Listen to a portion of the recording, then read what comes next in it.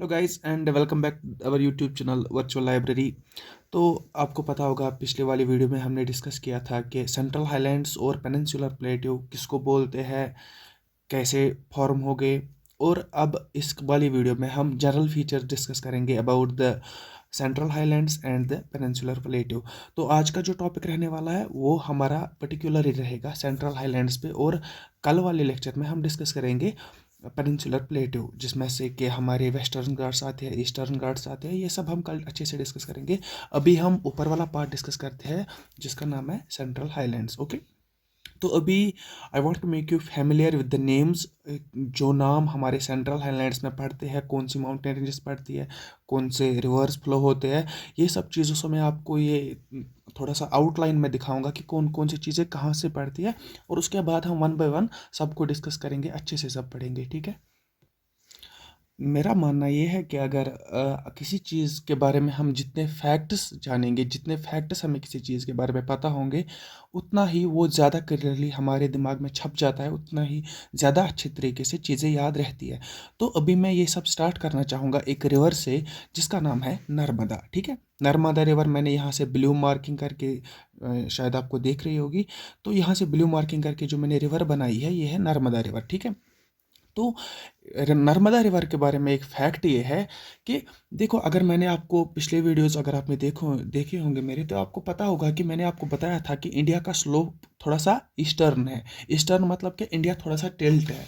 अगर ये मान के चलो ये मैप है इंडिया का, तो इस तरह थोड़ा सा टिल्ट करके है ईस्टर्न साइड से, जिसकी वजह से क्या होता है, जो भी ड्रेनेज सिस्टम हमारा इंडिया में है वो फ्लो होता है to the eastern side, okay, और बे ऑफ बंगाल। लेकिन ये जो नर्मदा है ये एक्सेप्शन है। एक्सेप्शन क्यों है? क्योंकि नर्मदा फ्लो होती है वेस्ट से, इसको बोलते हैं वेस्ट फ्लोइंग रिवर, ठीक है। वेस्ट फ्लोइंग रिवर ये क्यों बनी, ये कैसे बनी, इसके पीछे रीज़न है, जो लॉजिक है वो है ब्लॉक माउंटेन्स का, जो मैंने आपको बताया था। Let me check. देखो, अगर आपको याद होगा, मैंने पिछले वीडियोस में भी आपको बताया कि ब्लॉक माउंटेन्स होते क्या है। ब्लॉक माउंटेन्स बनते हैं फॉल्ट की वजह से। फॉल्ट की वजह से ब्लॉक माउंटेन्स बने। जब कॉन्टिनेंटल क्लूजन हो गया था तब फॉल्ट्स हो गए थे पूरे इंडिया में, और उस फॉल्ट की वजह से यहाँ पे एक क्रिएशन ऑफ माउंटेन हो गया जिसको हम बोलते हैं ब्लॉक माउंटेन्स। ये कैसे हुआ? सपोज टू बी ये पूरा एक माउंटेन था, इसमें क्रैक्स पड़ गए, फॉल्ट पड़ गया। फॉल्ट पड़ने के बाद ये जो बीच वाला हिस्सा है ये धीरे धीरे नीचे आना स्टार्ट हो गया। नीचे आने के बाद इधर पे एक रिफ्ट क्रिएट हो गया, एक वैली क्रिएट हो गई। और जो जो वाला पार्ट नीचे गया उसको हम बोलते हैं ग्रेबिन, और जो ऊपर वाला पार्ट रह गया जो एक माउंटेन फॉर्म करता है उसको हम बोलते हैं हॉर्स्ट, ओके। तो अभी हम वापस आते हैं अपनी नर्मदा, हम पढ़ रहे थे। नर्मदा एक वेस्ट फ्लोइंग रिवर है जो कि एक्सेप्शन है, क्योंकि सारी रिवर्स जो भी फ्लो होती है इंडिया में वो ईस्ट फ्लोइंग रिवर्स है, ओके। तो ये एक नर्मदा, या रेफरेंस मान के चलो कि नर्मदा के ऊपर जो भी एरिया आता है वो हमारा सेंट्रल हाईलैंड्स कहलाता है, और नर्मदा से नीचे जो भी एरिया आता है वो हमारा पेनिनसुलर प्लेटू कहलाता है। तो अगर मैं बात करूं, नर्मदा मैंने बोला ये रिफ्ट वैली बनी, ठीक है। यहाँ से एक रिफ्ट वैली बनी, ये पार्ट जो है ये नीचे की तरफ, जिसको हम ग्रेबन बोलते हैं, ग्रेबन की फॉर्म इसने ली, एक वैली की फॉर्म इसने ली। अगर इधर पे वैली क्रिएट हो गई, वैली का स्लोप वेस्टर्न साइड से हुआ, उस वेस्टर्न साइड की वजह से यहाँ से जो ड्रेनेज निकला, जो नर्मदा का पानी है वो वेस्टर्न साइड में चला गया, और इसने अपना ड्रेनेज डाला गल्फ ऑफ कच्छ में, ओके। तो अभी हम बात करेंगे नर्मदा। नर्मदा एक रिफ्ट वैली बन गई, और एज हमें पता है कि ब्लॉक माउंटेन्स में रिफ्ट में दो साइड से माउंटेन्स होते हैं। अब नर्मदा के ऊपर वाली साइड से जो माउंटेन बने उनका नाम पड़ा विंध्यन रेंज, और नर्मदा के साउथ साइड से जो माउंटेन्स बने उनका नाम पड़ा सतपुरा रेंज। आई होप आपको चीज़ें अच्छे से समझ आ रही होंगी, ठीक है। और अभी हम जो डिस्कस करेंगे, मैंने आपको बताया नर्मदा एक डिफरेंशिएटिंग फैक्टर है जो कि हमें बताता है सेंट्रल हाईलैंड्स कहाँ किधर से है और पेनिनसुलर इंडिया कहाँ पे है। पेनिनसुलर इंडिया हुआ ये पार्ट जो कि नर्मदा के साउदर्न साइड से है, और सेंट्रल हाईलैंड्स हुआ नॉर्दर्न वाला पार्ट नर्मदा का, ठीक है। पहली रेंज हमने जो पढ़ी वो है विंध्यन रेंज। अब आप अच्छे से डिफरेंशिएट कर पाएंगे विंध्यन और सतपुरा रेंज। विंध्यन रेंज वो रेंज है जो नर्मदा के बिल्कुल नॉर्दर्न साइड से आती है, तभी इसको बोलते हैं विंध्यन रेंज। और अगर मैं अब प्लेट्यूज की बात करूं, देखो सेंट्रल हाईलैंड्स है, मैंने आपको बोला ये प्लेट्यूज है, हम प्लेट्यूज पढ़ रहे हैं ना, इसमें से दो चार प्लेट्यूज आते हैं, जिसमें से हमें दो प्लेट्यूज बहुत इंपॉर्टेंट है। एक तो हो गया हमारा मालवा प्लेट्यू, दूसरा हो गया हमारा छोटा नागपुर प्लेट्यू। ये दो प्लेट्यूज बहुत इंपॉर्टेंट है पढ़ना, और ये दो इतना इंपॉर्टेंस नहीं रखते हैं। वो क्यों नहीं रखते, ये फिर ये लिखे क्यों है और रखे क्यों, ये बस इसीलिए, ये डिनोट करने के लिए, बाउंड्री डिनोट करने के लिए कि कौन सा प्लेट्यू का एक्सटेंट कहाँ तक है। अगर मैं सपोज टू भी बात करूँ, मालवा प्लेट्यू मैंने इधर पे बनाया, मालवा प्लेट्यू के लेफ्ट साइड में, या अगर मैं बताऊं, अगर मैं इधर पे एक इस तरह से एक डायमेंशन, ये ना डायरेक्शन के लिए, डायरेक्शन सेंसेस के लिए मैं डालूं, अगर मैं यहाँ से नॉर्थ वेस्ट साउथ है, और नॉर्थ वेस्ट बाउंड्री अगर मैं बोलूं अरावली है, तो मेरे ख्याल से शायद बेटर रहेगा कि मालवा प्लेट्यू जो है उसकी north west boundary Aravali range है। अरावली रेंज क्या है ये हम अच्छे से डिस्कस करेंगे, वन बाय वन में डिस्कस करूंगा। अरावली रेंज क्या है, विंध्यन रेंज क्या है, मालवा प्लेट्यू क्या है, बस मैं भी आउटलाइन दिखा रहा हूँ आपको, ठीक है। मालवा प्लेट्यू के लेफ्ट साइड से, या मैं बोल सकता हूँ कि नॉर्थ वेस्ट साइड से अरावली रेंज आती है, मालवा प्लेट्यू के साउदर्न साइड से विंध्यन रेंज आती है, और मालवा प्लेट्यू के राइट साइड से बंडलखंड प्लेट्यू आता है। अब एक साइड बचा, वो हो गया हमारा नॉर्दर्न साइड जो है मालवा प्लेट्यू का। नॉर्दर्न साइड से क्या होता है, जो भी ड्रेनेज होता है मालवा प्लेट्यू का, जो भी पानी उधर से निकलता है, वो सारा नॉर्थ साइड से निकलता है। वो हम डिस्कस करेंगे, फिर कहाँ जाता है, कैसे जाता है, वो सब चीज़ें हम पढ़ेंगे। तो अभी हमने पढ़ा, आपको समझ आ गया, एक तो सतपुरा रेंज आपको समझ आ गई, नर्मदा आपको समझ आ गई, विंध्या आपको समझ आ गई, अरावली समझ आ गई, यहाँ पे मालवा प्लेट्यू समझ आ गया। और इधर पे हम चलते हैं अब छोटा नागपुर प्लेट्यू की तरफ। अगर हम सेंट्रल हाईलैंड्स के नॉर्दर्न एक्सटेंट पे जाएंगे, तो यहाँ पे मेघालयन प्लेट्यू है। लेकिन मेघालयन प्लेट्यू मैंने आपको कल बोला था, ये एक गैप की वजह से बन गया, एक फॉल्ट की वजह से बन गया। गारो राजमहल गैप इसको बोलते हैं, या हम इसको मालदा गैप बोलते हैं।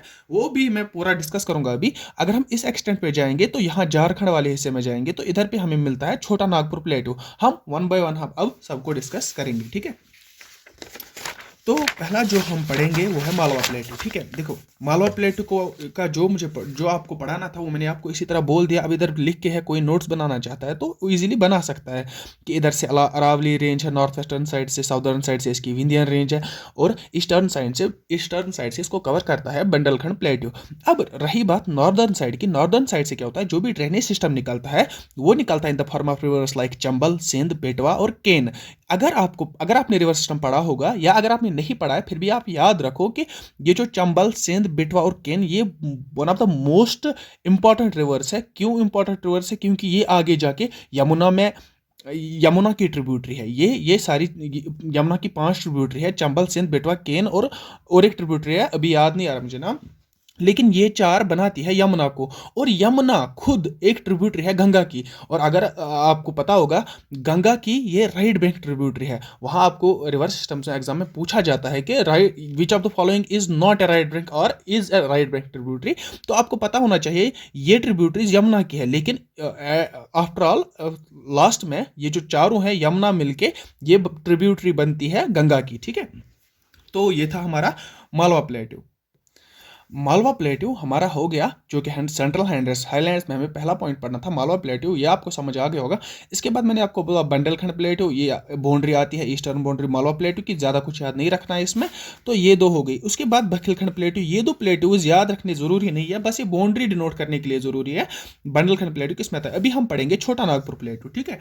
तो छोटा नागपुर प्लेट्यू में हमें क्या पढ़ना है कि देखो, छोटा नागपुर प्लेट्यू जो कि इधर पे पड़ता है, मैंने मैप पे डिनोट करके रखा है, ईस्टर्न एंड पे पड़ता है छोटा नागपुर प्लेट्यू। तो छोटा नागपुर प्लेट्यू में से एक रिवर पास होती है, मोस्ट इंपॉर्टेंट रिवर है, सुबह रेखा रिवर इसका नाम है। ये बहुत ही ज़्यादा इंपॉर्टेंट रिवर है। क्यों? क्योंकि ये इंडियाज मोस्ट पोल्यूटेड रिवर है। अगर हम पोल्यूशन के हिसाब से बात करें, जो भी इंडिया में रिवर्स है उनमें से सबसे ज़्यादा पोल्यूशन होता है हमारी सुबह रेखा रिवर में। क्यों होता है? क्योंकि मैंने आपको बताया था कल, छोटा नागपुर प्लेट्यू में से दामोदर क्रॉस होती है, और दामोदर, अगर आप यहाँ पे देखोगे, दामोदर डिवाइड करती है छोटा नागपुर प्लेट्यू को 2 हिस्सों में। एक तो ऊपर वाला नॉर्दर्न एंड बनता है हजारीबाग प्लेट्यू, दूसरा है रंच प्लेट्यू।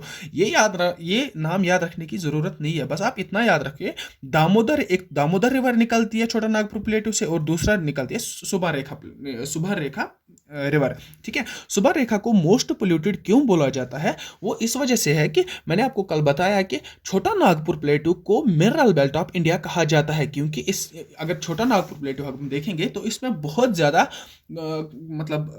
मिनरल्स मिलते हैं, बहुत ज़्यादा, मतलब इसको मिनरल बेल्ट ऑफ इंडिया बोलते हैं, ठीक है। तो जब उधर पे मिनरल ज़्यादा निकलते हैं तो ऑब्वियसली सी बात है कि उधर पे फैक्ट्री ज़्यादा होंगी, प्लांट्स ज़्यादा होंगे, तो वो सारा जो वेस्ट निकलता है वो सारा वेस्ट किधर चला जाता है, सुबर्णरेखा रिवर में, जो कि one of the most polluted river है पूरे इंडिया में। और दामोदर का मैंने आपको बताया, दामोदर इंटरसेक्ट करता है दोनों दो प्लेट्यूज में, छोटा नागपुर प्लेट्यू को। ओके, तो इसके बाद हम पढ़ेंगे द अरावलीज। देखो, एक तो हमने अब क्या क्या पढ़ लिया, इधर पे मालवा प्लेट्यू भी हो गया, छोटा नागपुर प्लेट्यू भी हो गया, अब अरावलीज पढ़ेंगे, विंध्यंस पढ़ेंगे, और आई गेस उसी के साथ हम कंक्लूड भी करेंगे, और मैं देखूंगा कोई इंपॉर्टेंट पॉइंट मत होगा तो हम कंक्लूड करेंगे, ठीक है। तो यहाँ पे अगर मैं अरावलीज की बात करूं, अरावलीज मैंने जब मैं होल माउंटेन्स और रेसिडुअल माउंटेन्स की एग्जांपल पढ़ा रहा था तब मैंने अरावलीज की एग्जांपल दी थी। तो अरावलीज है क्या? Aravallis are the world's oldest residual mountains. Residual mountains क्या होता है? देखो, जिस तरह आज हिमालयाज है, जिस तरह आज 8000 है, जिस तरह माउंट एवरेस्ट है, उसी तरह पहले, बहुत पहले एक ज़माने में अरावलीज भी बहुत एक बड़ा एक माउंटेन था। लेकिन उसके बाद क्या हुआ, क्रैक्स पड़ने की वजह से या वेदरिंग की वजह से या नेचुरल इफेक्ट्स की वजह से, फिनोमिनन्स की वजह से क्या हुआ कि ये माउंटेन थोड़े नीचे नीचे मतलब कट आउट होना स्टार्ट हो गया। तो ये लास्ट में जो इसका पोर्शन बचा है आज हमारे पास, वो है अरावली, उसको हम बोलते हैं अरावली माउंटेन्स। और ये एक एग्जांपल है रेसिडुअल माउंटेन्स की। और दूसरी बात जो मोस्ट इंपॉर्टेंट पॉइंट है जेकेएसएसबी एसएससी लेवल के हिसाब से, कि हाईएस्ट पीक इसमें पड़ती है, गुरु शिखर उसका नाम है, और वो माउंट अबू पे लोकेटेड है।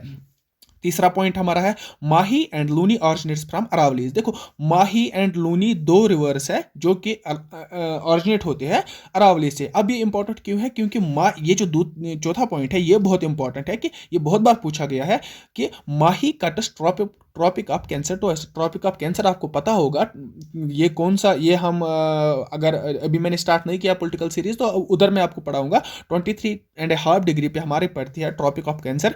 ये इसको डिवाइड करती है दो हिस्सों में। कैसे? ट्रॉपिक ऑफ कैंसर हम अगर देखेंगे कहाँ कहाँ से निकलती है, वो निकलती है गुजरात, राजस्थान, उधर से जाके मिजोरम वगैरह में।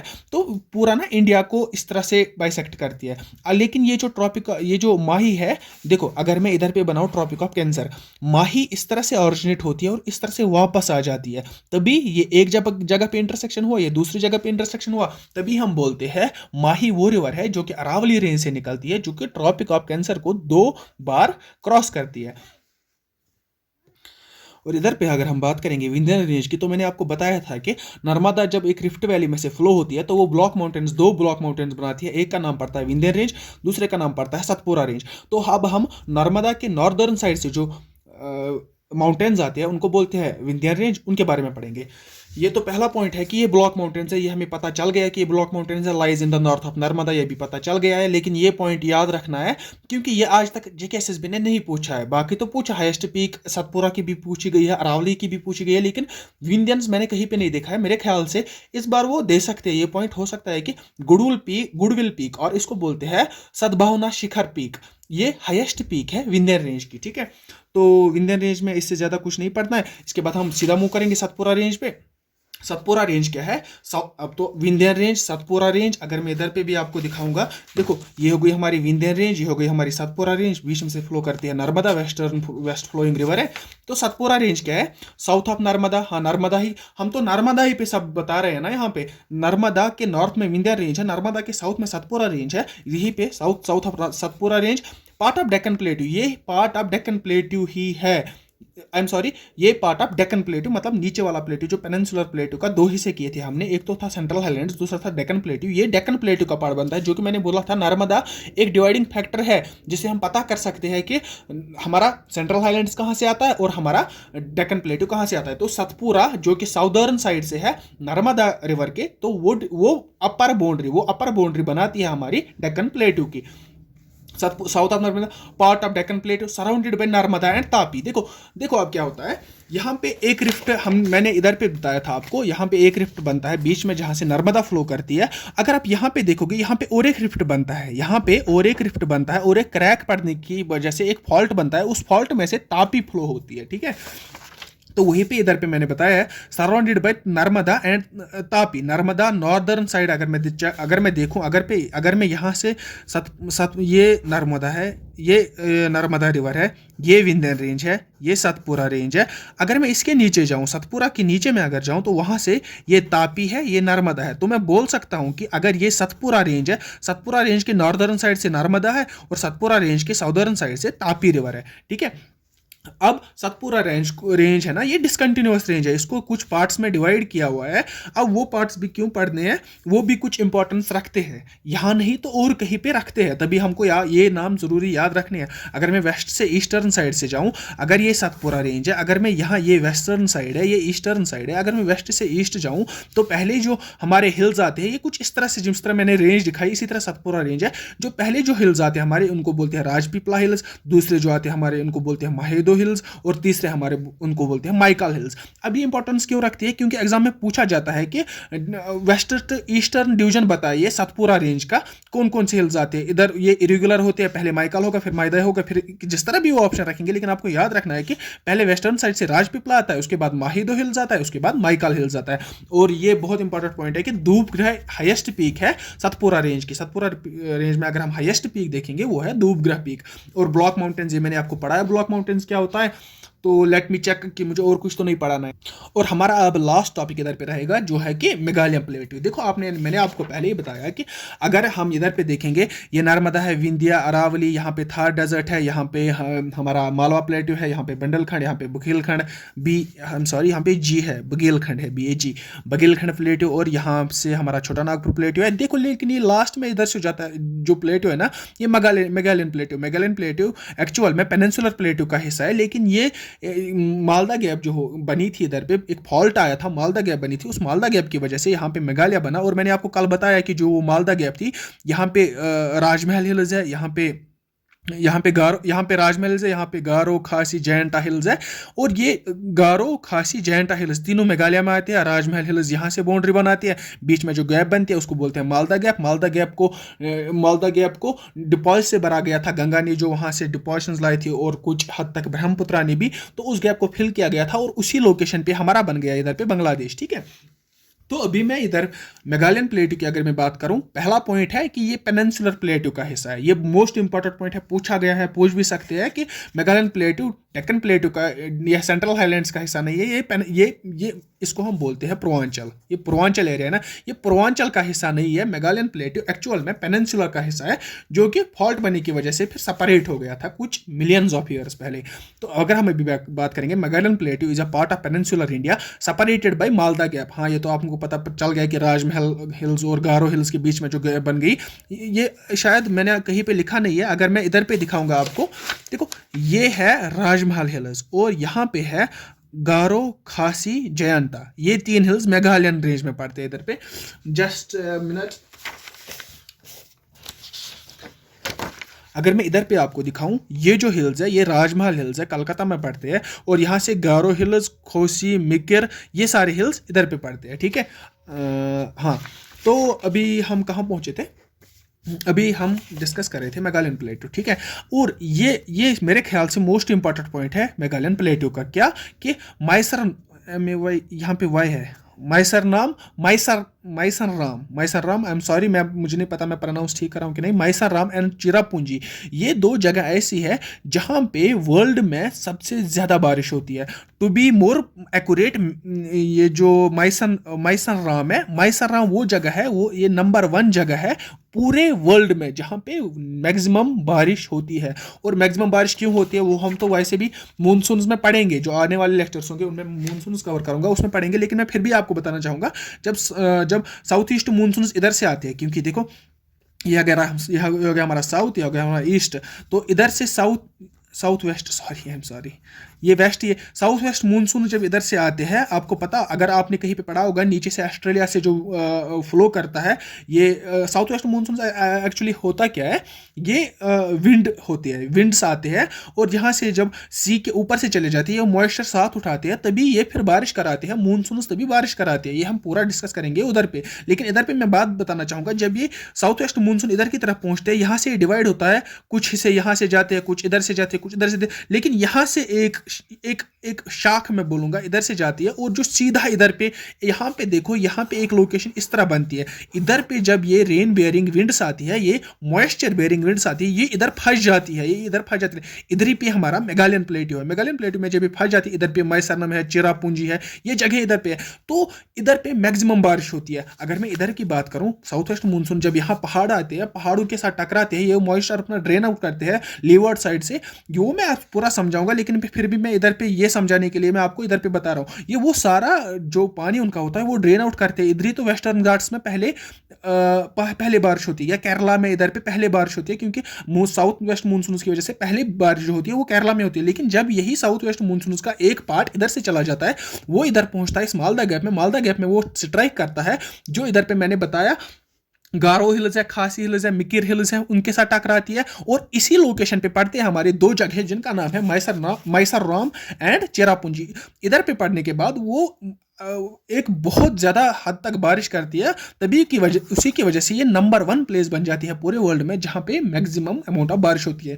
मेरे ख्याल से लेक्चर ठीक ठाक हुआ है, आज ज़्यादा लेंथी नहीं होना चाहिए, तो हम कल पढ़ेंगे। आज तो हमने डेक्कन प्लेटू सारा कंप्लीट कर लिया, और आई होप कि आपको समझ आ गया होगा। इनकेस आपको कोई डाउट होगा, कोई और क्वेश्चन होगा, आप कमेंट सेक्शन में बता सकते हैं मुझे। कल की वीडियो में हम डिस्कस करेंगे about the peninsular प्लेटू, I am sorry, the ये सेंट्रल हाईलैंड्स है। अब हम डेक्कन प्लेटू की बात करेंगे, जो ये पड़ता है। डेक्कन प्लेटू में हमें पढ़ना क्या है, वेस्टर्न घाट्स पढ़ने हैं, ईस्टर्न घाट्स पढ़ने हैं, और इसी के साथ हमारा ये पेनिनसुलर प्लेटू है जो खत्म हो जाएगा। वीडियो को देखने के लिए थैंक यू। वीडियो अच्छी लगी होगी, अगर कोई भी इन्फॉर्मेशन आपको मिली होगी, कुछ नया सीखने को मिला होगा, तो मुझे लाइक कर दीजिएगा, सब्सक्राइब कर दीजिएगा, इससे बहुत मोटिवेशन मिलती है, और यूट्यूब एल्गोरिथम के लिए भी ये सही रहता है।